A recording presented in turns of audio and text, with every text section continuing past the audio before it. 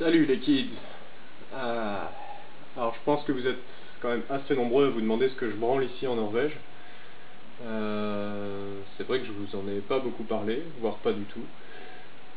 Et ben, c'est pas très compliqué finalement, parce que je rénove juste un vieux bâtiment de pêche.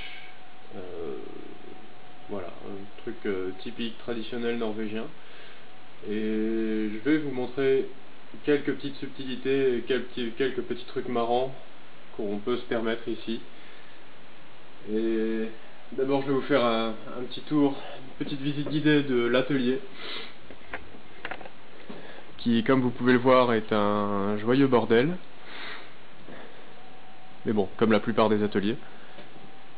Alors, qu'est-ce qu'on a par ici? On a une petite scie plongeante, qui est, ma foi, fort sympathique, fort utile. Là, on a un genre de scie sur table qui ne sert jamais, parce qu'il y a toujours du bordel dessus, et puis j'ai pas trop envie de m'en servir en fait. Voilà, un tas de bois, un tas de placots, tout ça c'est de la merde, on s'en fout. Ici un vieil escalier. Ah, là on a une zone de stockage de bois. Voilà, avec du bardage, je sais pas, je sais même plus comment ça s'appelle. Voilà, du parquet, du lambris. On va faire un tour du côté des établis. Oui, ici un freezer.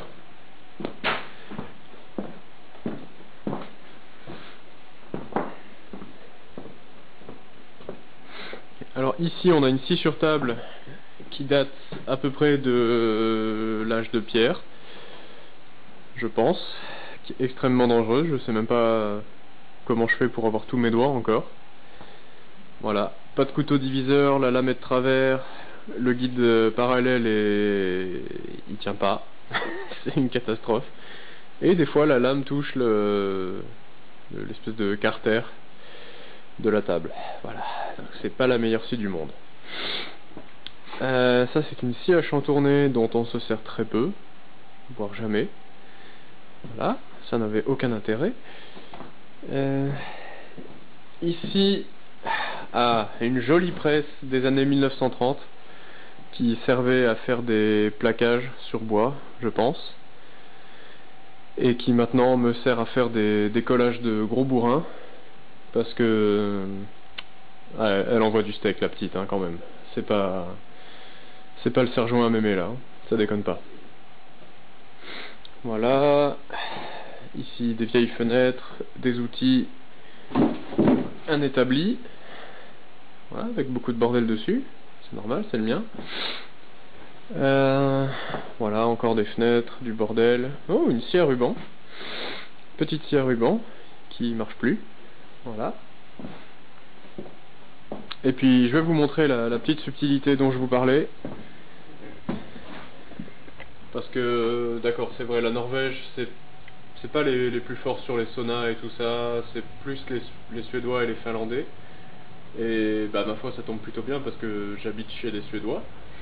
Et donc ils se sont fait un sauna, c'est le premier truc, la première pièce qu'ils ont aménagée quand ils sont arrivés dans leur vieille baraque pourrie, le vieux bâtiment de pêche qui sentait le poisson. Mais bon, comme c'est quand même des Suédois, c'est-à-dire que c'est des gens très travailleurs, ils peuvent pas juste prendre un sauna, ils se sentent obligés de faire quelque chose de plus. Et je vais vous montrer. Voilà, alors, bon là il fait très noir, mais bon on va dire que c'est l'entrée du sauna. Voilà, c'est juste ici. Voilà, donc il fait encore très chaud parce que... il fait encore très chaud parce qu'on l'a utilisé hier un soir. Et voilà, donc c'est plutôt une belle pièce. J'aime beaucoup le bois ici. Voilà, avec merde. Le foyer.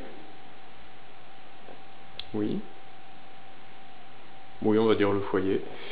Voilà, qui réchauffe toute la pièce. Et ça. Alors qu'est-ce que c'est que ça, me direz-vous? Eh ben c'est très simple, c'est des pièces en contreplaqué qui vont servir à faire une cloison cintrée dans la maison. Et alors, comment on fait pour cintrer du contreplaqué et du bois en général? Eh ben c'est très simple, il faut de la chaleur et de l'humidité. Et où est-ce qu'on trouve de la chaleur et de l'humidité?